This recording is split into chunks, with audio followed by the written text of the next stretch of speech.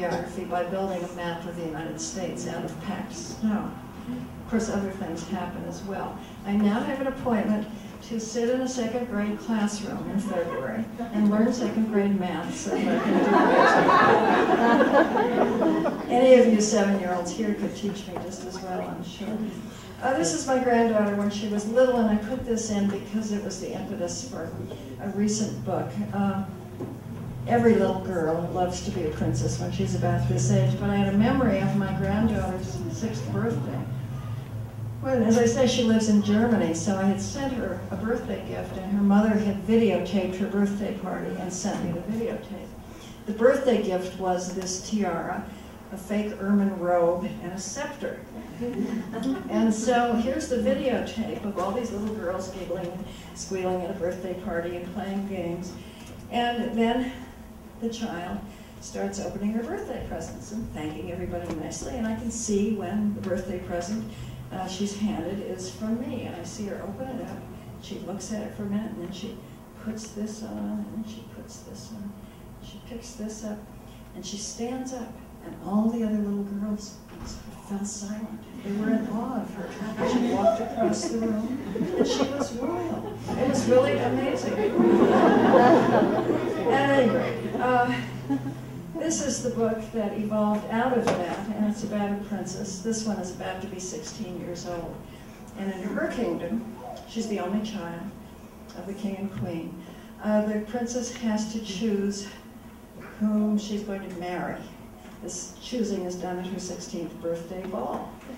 And so the suitors, you know what a suitor is? A guy who wants to marry you, are coming from different kingdoms, and they are all absolutely disgusting. They are so horrible.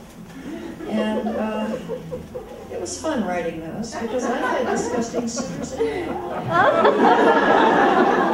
So, of course, it ends happily. And, this is another book that's about to come out. You who are teachers probably know about the Dear America series. It is published by Scholastic, and each book is in the form of a diary centering around some historic event in America, told from the point of view of a child who is part of or on the outskirts of such an event. The series was very successful, and then they stopped doing them, and now they're bringing them back this year. So they asked me if I would like to do one, and the idea was interesting to me. And they offered me the San Francisco earthquake, which was very tempting.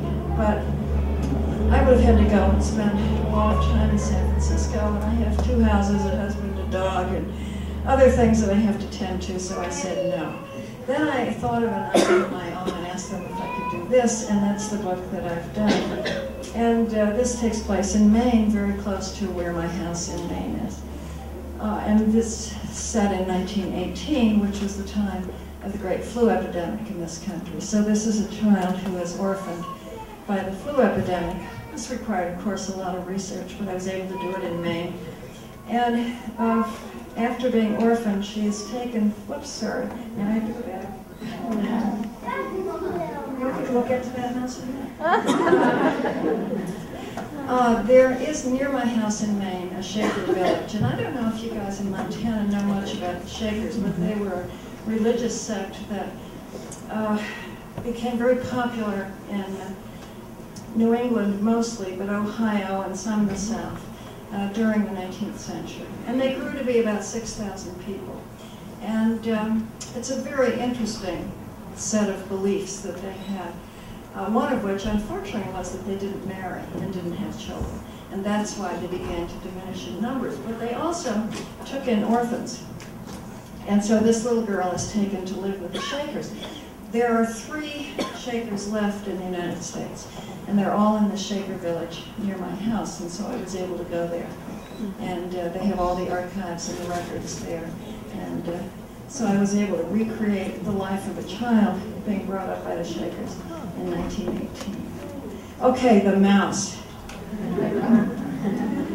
Got a towel, a dish towel, and carefully picked him up, and I took him outside, and here he is beside my bird bath where I put him down. And here's my dog. My dog was absolutely fascinated by this mouse. And so didn't want to leave the dog with the mouse. I didn't know what would happen, so I brought the dog in the house, and we both ignored the mouse, and when we next went out, the mouse was gone. But I went to my computer, and I found that I closed up the manuscript that I was working on, and I opened up a new one, and I began to write a story about mice. And it became not just a picture book story, but a whole middle grade novel, and here it is, and it's going to be published in March. Now, these mice all live within the walls of a church. Eric Roman won the Caldecott Medal for a book called My Friend Rabbit. And I don't know him well, but he and I had been together in Idaho last year, Brigham Young, Idaho. And we were 3 days at a conference there, and we were in the same hotel, and when the conference ended, he and I sneaked into the restaurant at the hotel and ordered a glass of wine, because we had not been able to have any during the Brigham Young. So we sat and talked over our wine, and I liked him. And so when I did this book, I asked the publisher, I did not contact Eric myself, but I asked the publisher if they would consider asking him to do this book, and he said yes. And so he did the illustrations. I have not talked to him during that entire process except for two things. One, midway through, he emailed me, and he said that he was drawing mice, and I had given the mice in the book all individual personalities. And he said no matter how he tried, he couldn't recreate those in the mice. They all just looked like the same mouse. So he said, would you mind if I put clothes on? And so I was pure. I said to him, you'll have to ask the editor. And so he did, and then I didn't know what he had decided to do. She didn't say anything to me. And then when I saw the final illustrations, he had indeed put clothes on them, which really gives each of them a particular character. Whoops.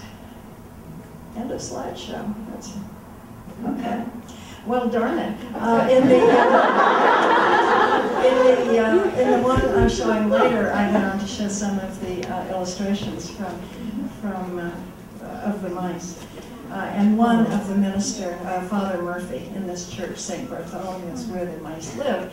And I did have to write to Eric and say, Father Murphy would be wearing clerical clothing. He had him with a necktie.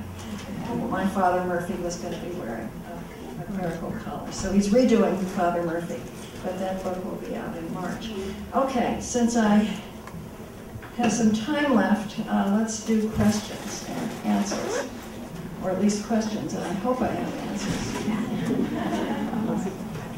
I don't know your name, so I don't know how to call on you, but there in the back is a... You talked about responding to these kids that write you letters. How do you do that? Because you must get a lot of them. I do, and if you're around for my later presentation, I do have some of the kids' letters.